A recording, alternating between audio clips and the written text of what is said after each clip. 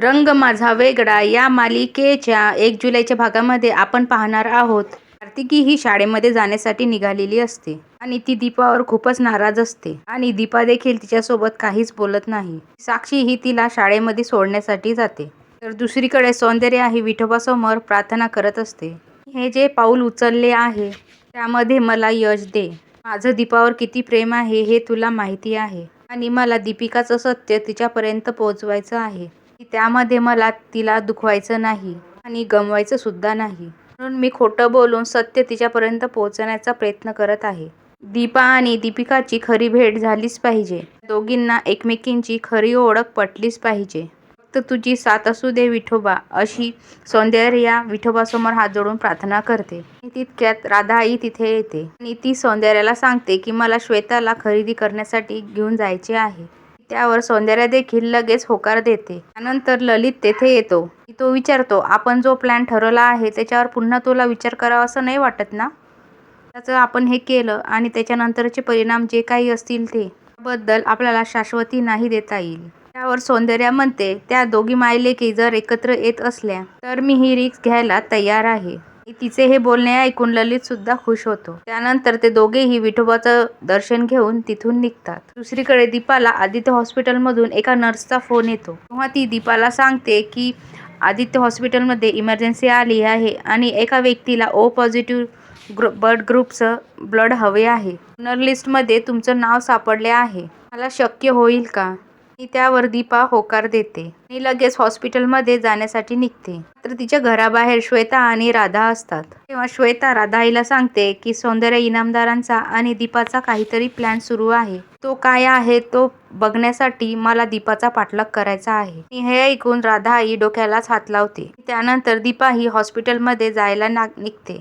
तर त्या दोघीही दीपाचा पाठलाग करतात. हॉस्पिटलमध्ये आल्यानंतर तेथे सौंदर्य आणि सुचित्रा नर्स देखील तेथे असतात. सुचित्रा नर्स तिने ठरवल्याप्रमाणे सुचित्रा नर्स दीपाला म्हणते की 6 वर्षापूर्वी तुमची डिलिव्हरी इथेच झाली होती ना? त्यावेळे मी ड्युटीवर होते. मला 2 जुळ्या मुली झाल्या होत्या ना? आणि हे ऐकून दीपाला धक्काच बसतो. यावर म्हणते, हो मला जुळे मुलं झाले होते, पण एक मुलगा आणि एक मुलगी होती. त्या मुलगा जन्माला येताच गेला. व सुचित्रा नर्स म्हणते की जे खरं आहे ते आतापर्यंत तुमच्यापर्यंत पोहोचलंच नाही. दीपा सुचित्रा नर्सला म्हणते, नक्की तुम्ही काय बोलत आहात मला काही समजत नाही. वरती नर्स म्हणते, मला पूर्णपणे आठवते तुम्हाला 2 जुळ्या मुली झाल्या होत्या आणि दोघी पण जिवंत होत्या. दीपाचा या सर्वावर विश्वासच बसत नाही. पुन्हा पुन्हा सुचित्रा नर्सला सांगते, तुमचा काहीतरी गैरसमज होतोय. मला एक मुलगा आणि एक मुलगी झाली होती. सुचित्रा नर्स सुद्धा ठामपणे सांगते की नाही दीपा मॅडम, तुम्हाला 2 मुली झाल्या होत्या. दोन्हीही मुली जिवंत होत्या. त्यावेळी हॉस्पिटलमध्ये खूप मोठा भयंकर प्रकार घडला होता. पेशंट हा हॉस्पिटलमध्ये ॲडमिट झाला होता. तर तो खूपच दारू पिलेला होता. मुळे सविता नर्स आणि त्याच्यामध्ये खूप वाद झाला आणि त्यावरील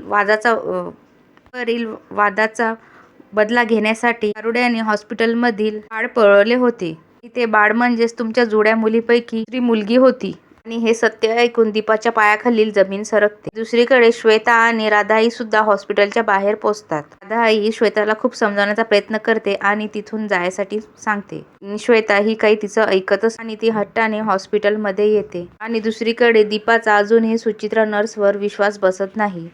ती पुन्हा पुन्हा तिला विचारते, हे सर्व खरं आहे का? हे जर खरं असेल इतके वर्ष कोणी मला सांगितले का नाही? सुचित्रा सांगते की गेले काही वर्ष मी इथे नव्हते आणि मला असं वाटलं की आतापर्यंत तुम्हाला हे सर्व सत्य समजले असेल. तर 6 वर्षापूर्वी आमचे हात बांधले गेले होते. मी जर तेव्हा तुम्हाला काही सांगितले असते तर आम्हाला नोकरीवरून काढून टाकले असते.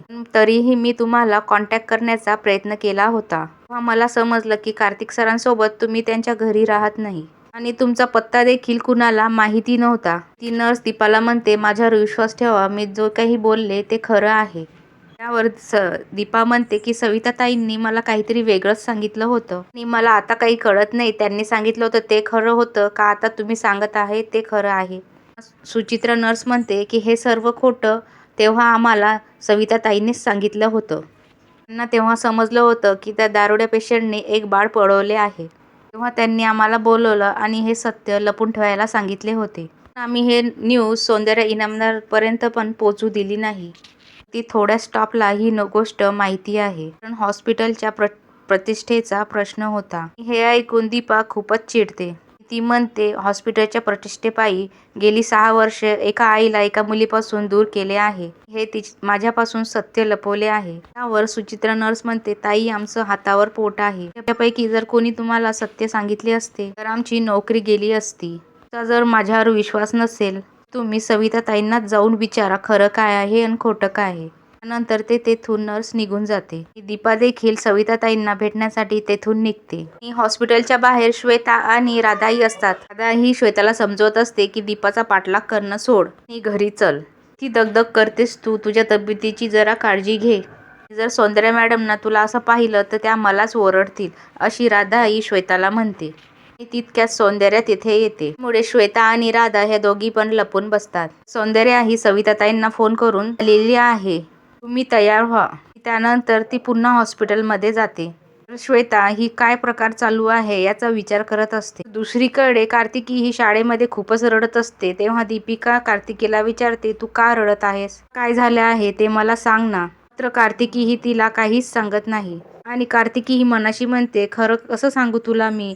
तुझे बाबा हे खरे तर माझे बाबा आहेत. हे माझे आई बाबा कायमचे वेगळे होणार आहेत. दीपिका पुन्हा कार्तिकीला विचारते, तुला काय झाले आहे ते मला सांग ना. कार्तिकी म्हणते की मी तुला काहीच नाही सांगू शकत. दीपिका म्हणते, मी ग्रँडमाला फोन करून शाळेमध्ये बोलवून घेऊ का? कार्तिकी ही नकार देते. तिच्या क्लास टीचर देखील तेथे येतात. सुद्धा कार्तिकीला विचारतात, तू काय रडत आहेस? तर कार्तिकी त्यांनाही काही सांगत नाही. नंतर कार्तिकीला ते तिच्या घरी सोडण्यासाठी जातात आणि दीपिकाला क्लासरूममध्ये बसायला सांगतात. दुसरीकडे दीपा ही सविताताईंच्या घरी येते. ती सविताताईंचा हात तिच्या डोक्यावर ठेवून म्हणते, 6 वर्षापूर्वी माझ्या डिलिव्हरी नंतर तुम्ही जे काही सत्य मला सांगितले आहे खरं आहे की नाही? नंतर सविताताई त्यांचा हात पटकन बाजूला घेतात आणि त्यानंतर दीपा त्यांना विचारते, माझ्या मुलांबद्दल जे काही सांगितले आहे खरं होतं का खोटं? त्यावर सविताताई बाजूला जाऊन म्हणतात, खोटं कसं असेल? सगळंच खरं होतं. खरं होतं तर ते मला डोळ्यामध्ये बघून सांगा. मला माझ्या बाळाबद्दलचं सत्य आता जाणून घ्यायचं आहे. आता तुम्ही खोटं सुद्धा बोलू नका, तर तुम्हाला एका आईचा तळतळा लागेल. ती सविताताईंना त्यांच्या मुलीची शपथ देत म्हणते, 6 वर्षापूर्वी तुम्ही जे काही मला सांगितलं होतं सत्य होतं की नाही ते मला आता स्पष्टपणे सांगा. सविताताई दीपाला म्हणते, दीपा, तू कशाला भूतकाळामध्ये जात आहेस? घडलं ते घडलं, आता तू हे सगळं सोडून दे. मात्र दीपा ही सविताताईवरच ओरडत म्हणते, कसं सोडून देऊ मी? बाळाचा प्रश्न आहे. मला सत्य काय आहे ते समजलं आहे. मला एक मुलगा आणि मुलगी झाले नव्हते, तर जुळ्या मुली झाल्या होत्या. दोघीही जिवंत होत्या. तर त्यातील एका बाळाला कोणीतरी पळून नेलं होतं आणि तुम्ही मला खोटं सांगितलं. त्यानंतर ती सविताताईंना खूप काही बोलते. त्या अशा का वागल्या त्याचा जाब विचारते. आतापर्यंत तुम्ही माझा चांगुलपणा पाहिला आहे, किती वाईट आहे हे तुम्हाला माहितीच नाही. त्या मुलीला कोणी पळवलं होतं आणि नक्की तेव्हा काय झालं होतं? मी हे पूर्ण मला सत्य सांगा. सविता म्हणते, हो, मी तुला काही सर्व खरं सांगते. येणाऱ्या भागामध्ये आपण पाहणार आहोत सवितामुळे दीपा ही दिगंबरपर्यंत पोहोचते. तो सांगते, मी तुमच्या मुलीला अनाथ आश्रमाच्या बाहेर ठेवलं होतं. अशाच अपडेट्ससाठी आमच्या चॅनलला लाईक करा, शेअर करा, सबस्क्राईब करा.